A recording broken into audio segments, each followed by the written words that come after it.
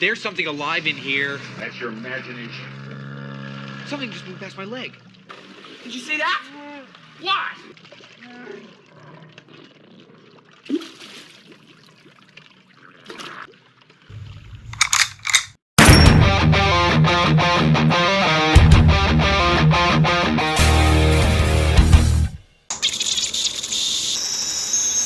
Hello my trigger happy friends, my name is Stevie Cade and welcome to Film Trigger. And in today's video we are continuing our journey reviewing all the Star Wars films leading up to the release of Rise of Skywalker. And we've made it past the prequels, everybody! Yeah, we're finally to the original trilogy that came out in the 70s. But if you're new to the channel and you haven't watched any of those reviews, you can get all caught up with us by clicking right here. And before we get started, if you could, hit that subscribe button and the bell ding thing so you get notified every time I upload a new video. Alright guys, so head down to the comment section, grab your keyboards, and let's review Star Wars: A New Hope. Star Wars, 1 billion years in the making, and it's coming to your galaxy this summer.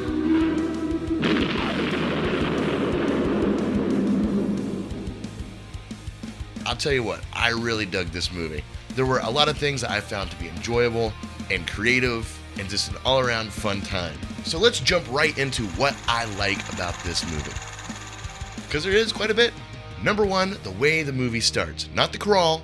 I'm not a fan of the crawls. I kind of forget what they say as I'm reading them. But I'm talking about when we see that kind of starship kind of pan over the top of the screen and you get to see how big this world is going to be and just how intimidating the Empire really is. I can only imagine what that felt like watching in theaters, and especially in the 70s when movies like this, of this caliber, aren't really done as well as this one has been done. I can see why this was a total blockbuster. The special effects are so practical but yet so effective.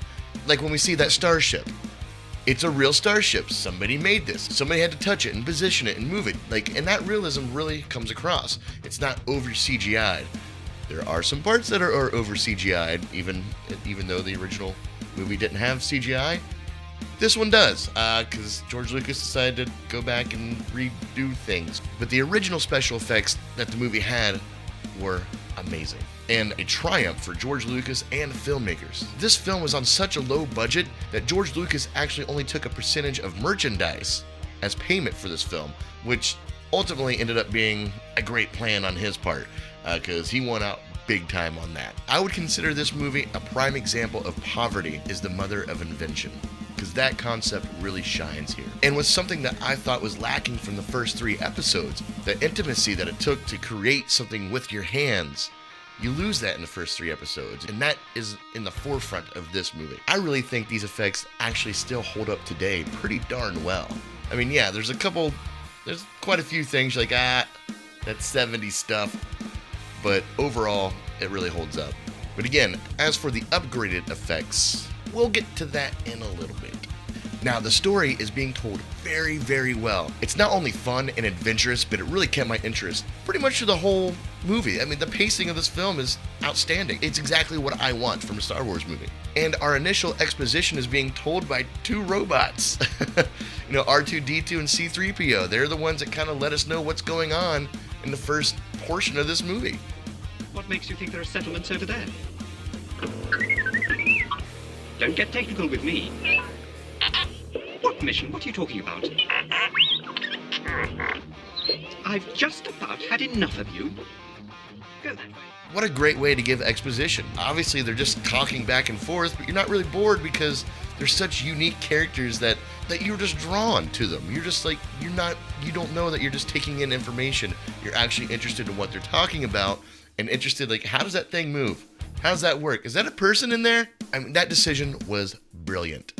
And the characters are awesome in this movie. I mean, Obi-Wan Kenobi, for example. I really like the way he's introduced in this film. You can tell that he's always on the outskirts, kind of watching Luke. At the first moment Luke gets into real trouble, Obi-Wan's there. And I would imagine that he's always there, just making sure Luke stays safe. And a lot of that comes from me watching this in chronological order, so I kind of know the situation leading up to this. Which is how I'm kind of going to review this film, by the way. I should have said this before, but before we dive too deep, I am going to critique this film on how it flows in chronological order, and I'll get to how I'm going to do that fairly here in just a little bit. But then Obi-Wan sacrifices himself at the end so that Luke and the gang can escape. Obi-Wan's role is small but huge at the same time. That's what she said. But then we have Princess Leia. She does not fall into the classic damsel in distress. That's awesome. I mean, for the most part, the women in Star Wars have always had a very prominent, strong role. Again, this was made in the 70s when things weren't as balanced out as they are now when it comes to gender and race and what have you. Really neat to see Princess Leia be in the forefront, someone who takes action and kind of gives the boys some low jabs when they deserve it. What the hell are you doing? Somebody has to save our skins. Into the garbage, fly boy. And then there's Darth Vader. Very menacing, but also very alluring.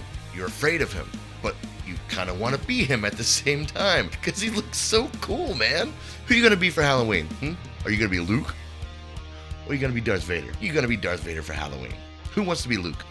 No offense, Mark Hamill, but you know. And of course, again, R2-D2 and C-3PO. Not only did they bring us our initial exposition in the beginning of the film, but they're a great comedic duo. They're like a fun, bickering couple with a slight hint of slapstick. And C-3PO is single-handedly responsible for me having a genuine laugh-out-loud moment. What? Listen to them. They're dying, R2. Curse my metal body. I wasn't fast enough. It's all my fault. My poor master. We're all right. That's hilarious. I don't care who you are. But it caught me off guard. Like, I just, reviewing all these films, I haven't had that much fun with Star Wars yet. And this film delivered on the fun. Then you have the cinematography and the overall tone. It was all right on point.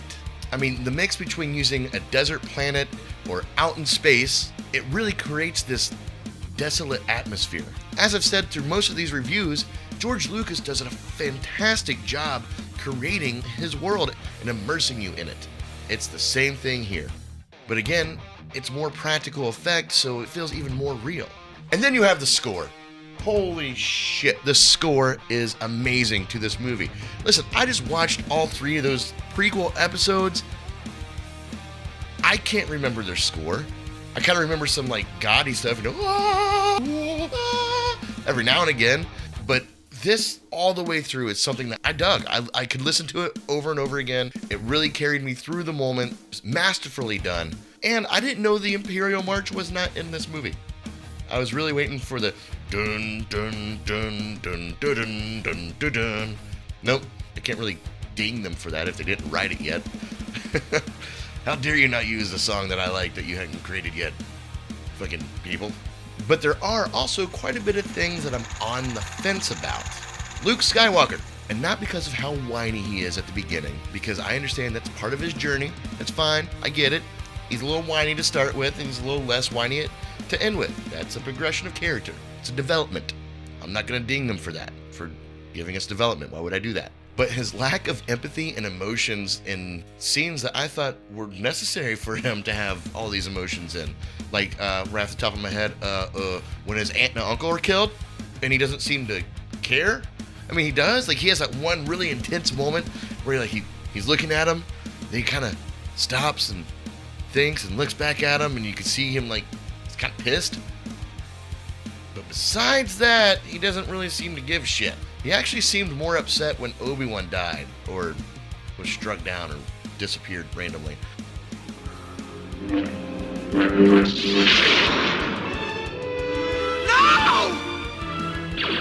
They really missed an opportunity to show us some depth, real fuel that burns his fire, Which is something that he was missing through this whole movie. He kind of did things because he liked Obi-Wan. Now he needs a place to stay. I don't know. He was a good character, but that's why he's on the fence. Because there were so many things I liked about him, but then there's this. Like, where's his depth? And I'm sure we'll probably see more of that in the next movie. Maybe. Hopefully.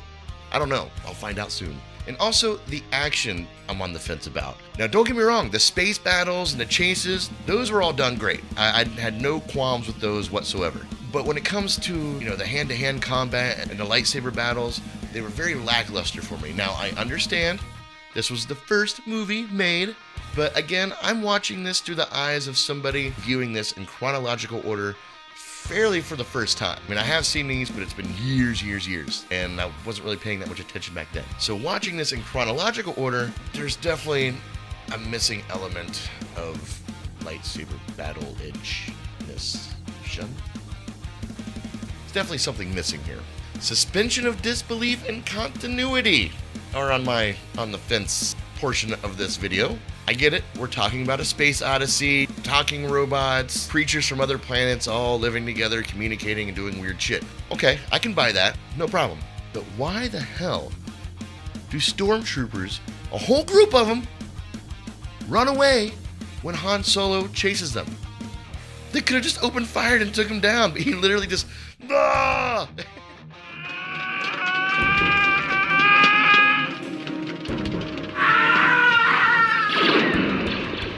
They just run like little bitches.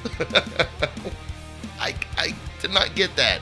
That's the type of suspension of disbelief I'm talking about here, because it's the commonality things, the things that you would expect to happen normally. But that,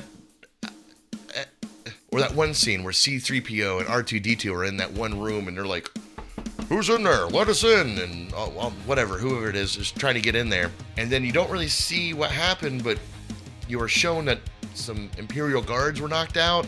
How did that happen? I do not believe C-3PO and R2-D2 whooped these guys' ass. Maybe I missed something. If I did, let me know in the comments below. But to me, it just looked like, yeah, we're just gonna assume they whooped their ass. I would really like to see that fight scene. This is the type of suspension of disbelief that I'm talking about in this film. Something convenient to move the plot forward. Like hell, in the beginning with C-3PO and R2-D2 again, when they're in the escape pod. Okay? The escape pod leaves. No life forms detected. Alright, still weird why you wouldn't pursue that any further. But then the Millennium Falcon, Falcon? I'm gonna go with Falcon, is intercepted, and they can't tell that there's life forms on that? I don't know, it was just little inconsistencies that really just helped move the plot forward that I couldn't help but notice. Okay, so again, watching this in chronological order and reviewing these as such, I have to say there is a part that doesn't seem very fair to ding this movie specifically of things it wasn't aware of, or like things that happened in the previous 3 movies that were made 20 years later. But watching it pan out in chronological order, you can't help but to notice these inconsistencies. So for the Star Wars reviews only, I'm bringing on a special section called Interference. Now, I am very aware of the CGI added to this movie. Some things are fine, like the aerial shots, the planet shots, or whatever we see outside their window. That was fine. It's very discreet. I dig it, and I couldn't even tell which ones were which sometimes. But mostly, the CGI added was distracting. Random rubbery creatures in the background flying or doing this or doing that, or, oh wow, that ship flying by looks way cleaner than the ship next to it. I went to college for graphic and design, and there's one thing that they taught me that I think George Lucas could have really benefited from. And that is, at some point in time, you have to stop editing. Because as an artist, as a creator, you are going to constantly tweak and nitpick, and you're always going to find something that you can change. And I think George Lucas suffers from this greatly. Even as a YouTuber, I'm sure if you're a YouTuber as well, you completely understand what I'm talking about. You can edit a video, put it out, and then watch it and be like, I could have changed this, I could have changed that. But part of being an artist is understanding that you have to let it go now. Just let it be. And George Lucas, you just shit to bed on this movie when you went back and added all this CGI crap. It didn't really work for me, man. Then you had to change the scene where Han Solo shot first and make him not shoot first? What is the point in that, man? You must be stopped! There was absolutely no point in changing if Han shot first or not. As a matter of fact, I bet it was a lot more fun with that being a mystery or being a debate. And now I hear rumors that you want to change it back. Go home. Collect your checks. Be done with it. Let it go. Now, the continuity from the first 3 films into this film, it's not very good. Not very good at all. I honestly didn't feel like I was watching the same series of films. I felt like I was watching 2 movies about the same thing, held in 2 different universes, sharing the same characters' names. I didn't really feel connected at all from the previous movies to this one. I mean, Obi-Wan aged 40 years in 20 years. Like, he's like super old in this movie. Now, again, that's not this movie's fault, but it is George Lucas's fault because he had a chance to rectify things like this, making prequels. Like Obi-Wan seemingly not recognizing R2-D2 and C-3PO. That's kind of a big deal. They were kind of a big part of his life for a good 10, 15 years at one point. You had an opportunity in the prequels, since you amped those movies up with dialogue anyway, put a throwaway line in there where Obi-Wan kind of says something like, "Oh, I don't know, I can't tell the difference between these droids, they all look the same to me." That would at least give you an argument to stand on. No, he thinks they're all the same. But since we don't have that, and we see him interacting with R2-D2 and C-3PO, seemingly not knowing who they are, that really takes you out of the continuity of this being a continuation of episode 1, 2, and 3. I think you guys get the point of my interference section here. As for what I don't like in this movie,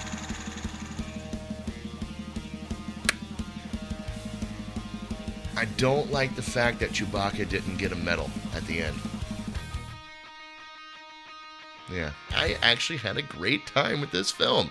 It was a blast watching the original, or an updated version of the original. It was a fun space adventure that left the politics in the background and showcased true craftsmanship from a low-budget production. But older Lucas had to sneak on in there and take away some of the magic in this movie by forcing his prequels onto it. Because he actually made those changes to the film itself, it is going to affect the score. So overall, I'm giving this movie a B+. That was wonderful! Bravo! I loved that! Oh, it was great! Well, it was pretty good. Could have been an A. Lucas, let me know what your guys' thoughts were in the comments. Also, be sure to check out some more of my videos right here. And as always, stay trigger happy, my friends. Peace.